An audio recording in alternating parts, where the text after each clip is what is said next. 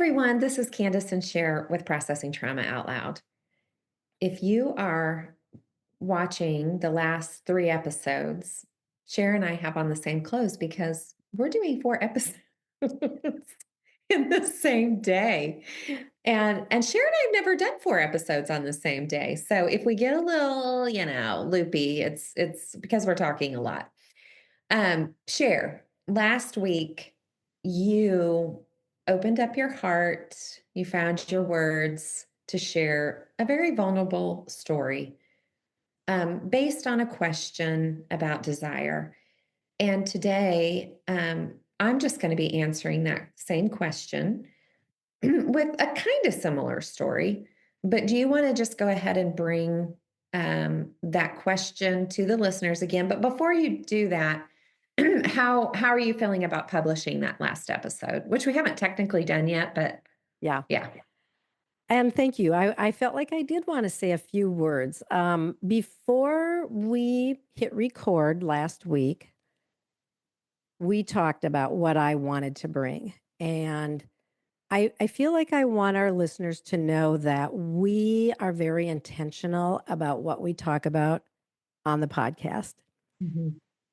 We try to bring a variety of subjects and topics pertaining to healing from childhood trauma. We often bring things that are real in our own lives and um, some things present, some things past. And I knew that what I talked about last week was a difficult topic. And I said before we pressed record that I felt like I wanted to talk about it because I really believe that for women who know childhood trauma and for women who are wild women of deep desire and are in that context of longing to be seen and soothed and safe and secure, sometimes we get into relationships where we become enmeshed and we don't really know what to do with that. We don't really know how to get out of it. We don't know how to navigate when we're in it. And there's it's this context of we're getting something that feels very good and we are being consumed. Mhm. Mhm. And so I shared what I shared last week with intention of being vulnerable, but with hope that it will be meaningful for our listeners. So I feel like I'm holding it well. Even though, it's a week later, but really for you and I, it's 15 minutes later. Right. And Right. um, yeah, I feel gratitude for the way that we navigated the session, for the way that you saw me and slowed things down and allowed me space to breathe, and for how I was able to stay present through the conversation and yet recognize that, oh, I think there are some things here I want to do a little more work around this topic. So yeah, I feel good about it. And I know you're going to talk about some things similar today. And so I would like to read the question and then we'll jump into hearing what Mhm. you want to share. Mhm. Okay? Here's the question. Have you experienced a time when you were free to desire, or when desire was kind of the flames of desire were fanned? You felt some goodness, you saw some goodness, and you went for it. Have you experienced a time when you were free to desire and then experienced pain and regret? Mhm. Mhm. Okay, so I'm feeling quite vulnerable and I'm trying to decide where I really want to go. I feel like this is such the theme of my life of desire gone bad Mm. that I don't even really know where to start. So I'm going to start with um, the idea of what it means to be consumed. Okay. When you've had childhood trauma, emotional, physical, sexual abuse, you are consumed. Yeah. Your body, your heart, your emotions are being used, consumed for somebody else's pleasure, outlet of anger. It's somebody else that's not doing their work, and they're actually um, putting their trauma on you. Okay, they're consuming you. So when you have that repetitively with no repair, you actually feel like it's kind of your role to allow people to do that. Now, I'm all this is going to it may be a little fragmented because I feel a little fragmented to be honest with you, but I'm going to jump to Julia Roberts in Pretty Woman. Mhm. I got a story here. Hold on. And that scene, if you haven't seen this, there is a scene. So she's with Richard Gere, and he picked her up as a prostitute, brought her into his life, and they're developing this relationship, but she's confronting him because she thinks that he's trying to set her up with his attorney. And she pauses because she's angry. Even though she's a prostitute, right? She's angry that he would do something like this. And so she pauses and she says, I say who, I say when, I say how. And what she's saying there is, I am in control. Yeah. Okay. Yeah. So a child that's been consumed will either lean extremely towards allowing people to completely walk over them, consume them, use them, Mhm. or they will power up and try to be in control. Mm. And I will say, and they're still being consumed. Yeah. The complexity there is when you're powering up to not let anyone control you anymore, but you're still being consumed. It's harder to weed out the truth of who you are Yeah. and share that dilemma Mm. has caused so much pain and shame in my life Yeah. because Yeah. I was the one who was so consumed Yeah. repetitively in different ways. Yeah. And I was the teenage girl who started showing up saying, I will be in control of this relationship. Yeah. And yet I was still being consumed. Yeah. And so these are things that are really coming into clarity for me right now. And I am in the process of rewriting my story. And what does healthy differentiation look like? What does healthy interdependence look like? How do I build trust within my own system so I can also trust that somebody else isn't going to consume me or use me? Yeah. Yeah. Yeah. Okay, now I'm getting dysregulated. What you got for Okay. me? Okay. Yep. Yep. Take a few breaths and thank you for sharing that, Candace, because I just every word you were sharing about the complexities of what it means for a child whose goodness and glory and essence is literally consumed by someone in their life, and often that person is a primary caregiver, somebody who we can't get away from, somebody who is, in a sense, using us as food for their pleasure or even for their power or for their coping. And when that's what we know from the beginning years of life, early years of life, we know what it is to be consumed. What we don't know Yeah. what pure, lavish, good love is. Mhm. We don't know what that is. We know what it feels like to be consumed. And though we have our different ways that we navigate that through levels of control or what can look like very little control, we navigate our way through it because we know that we don't know the beauty of pure love. Mhm. And so you and I have used this word so many times that our coaches have used with us, like, of course, that is how we lived our lives. Of course, we got into relationships where consumption was a huge issue. Of course, Mhm. we found ways to be in control or to survive. Yeah. Of course we did, because that is what we knew, and that is how we were educated into Yeah. life. That was our development, not healthy development, but that was our development. So, Mhm. yeah, and this just feels so important for me that we're talking about this because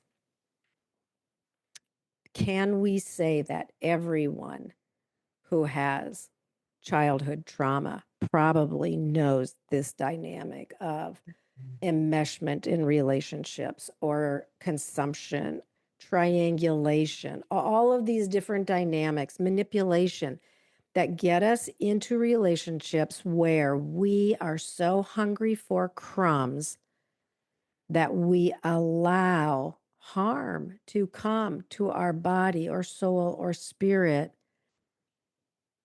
because Mhm. that's what we know.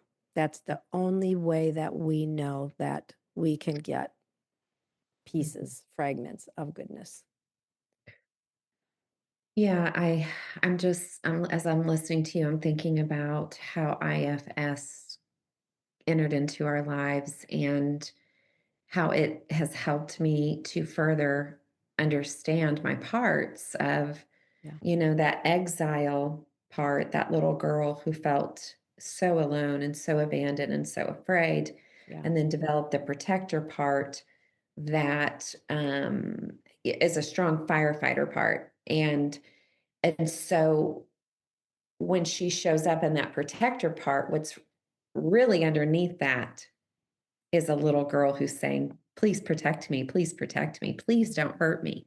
yeah. Cher, I have a memory. Wow, I'm really weepy right now. Ah, I have this memory. I was laying on my bedroom floor. This mm, was years ago. I was curled up and nobody was around me. And I was saying, "Please don't hurt me. Please don't hurt me." yeah, And I think I think there's people who can relate to that deep fear that you're going to be hurt. yeah, absolutely.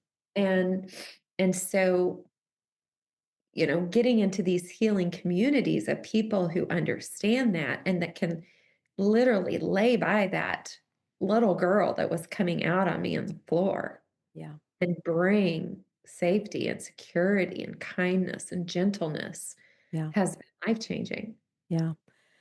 Yeah, and I wanna just, for anyone who's watching on YouTube, we saw you, Candace, get very emotional, and I just wanna ask if you do you wanna share a little bit? Like, were you able to get close to your little girl in that moment? Did you what resources did you connect with right then as you were going towards some emotional dysregulation and then Mhm. definitely came back and you are present and here with us, but yeah, what happened in that moment for Well, I'm you? glad you named it as a resource because a lot of people wouldn't say this as a resource, but I was grieving.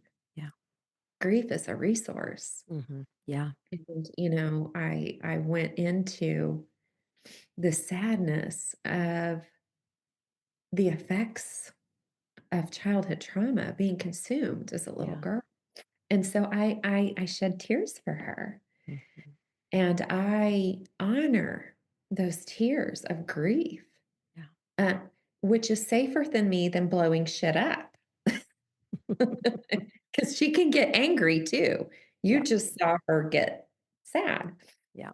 And and and yet, it's in holding our emotions in a way that we can truly get the care we need so we don't let those littles drive the bus, if you will. Yeah. Yeah. Mhm. And that now you know how to come alongside of her and be with her and me knowing that my eyes were on you too and but yeah, to just experience that grief and to name it and to say of course there's sadness there when you get close to these stories. Yeah. Yeah. Oh, yes, your eyes were on me, and I knew it, and I knew, even though this is gonna go out, um, on the podcast and to listeners, I feel safe. I feel, there may not be people who can that understand this space, and that's okay. Yeah. I actually understand not understanding. I used to not understand. Mm, But I will say when we have unresolved, unhealed, hidden wounds, they're coming out some way. yeah. They just are. Yeah. And so most people know in what ways they're coming out. They don't Yeah. understand why. Mhm. And there can be shame and there can be self-contempt or other contempt, Mhm. but we say there's a way to heal. Yeah. Yeah, and some of those ways I feel like I wanna just name some of the it can come out in relationships. Yeah. It can come out in outbursts of anger. It can come out in numbing behaviors like spending or chemicals or work or reading the Bible. Anything can be a numbing behavior. But yeah, instead of being able to stay connected with the pain or the Mhm. shame, and work it through, we will jump away from it in some way that helps us feel safe, but doesn't really allow us to be seen and soothed. Mhm. So, well Mhm. done. And it's actually good. Like if you're in the presence of someone who is not seeing you, of someone who cannot hold you or contain your story, shut it down. Yeah, It's okay to protect. Yeah. And you begin to know that more and more. There's a felt sense called resonance yeah, that someone is with you in a posture of love and understanding. yeah, And I'm learning that more and more. I have been an oversharer. I have trusted those who were not trustworthy. yeah, Um, and I haven't always been in that space that I could hold stories in the way that I can now. So there's no shame, yeah, but you do begin to trust what your body's saying. yeah. And 99.999% of those people who are trustworthy will be people who have done their own work. Absolutely. If they haven't done their own work and moved toward their own pain and their own wounds, the Mhm. capacity to hold space for you in your deep distress is extremely limited and um, almost impossible. I agree, friend. Yeah. Thank you, Thank you. Candace, for sharing your story. And we're just holding hope that these things we're sharing about desire, about the complexities of being wild women of desire. I mean, this is a complex thing. And there's a lot stirring in us as we're processing this topic. And as we are going into some of the deeper places of our soul and story, some things are getting stirred up. And it's like, okay, that's part of the ongoing journey. But Candace, thank you for sharing what you did with us today. And again, as we say often, please reach out to us at candaceshare@gmail.com. We're sharing real stuff here. There ain't no fake happening here. And we invite our listeners to reach out. We would love to hear from you. And if anyone is needing help, please let us know. Yeah. Good to be with you. Love you so much, Cher. Love you too. Take care.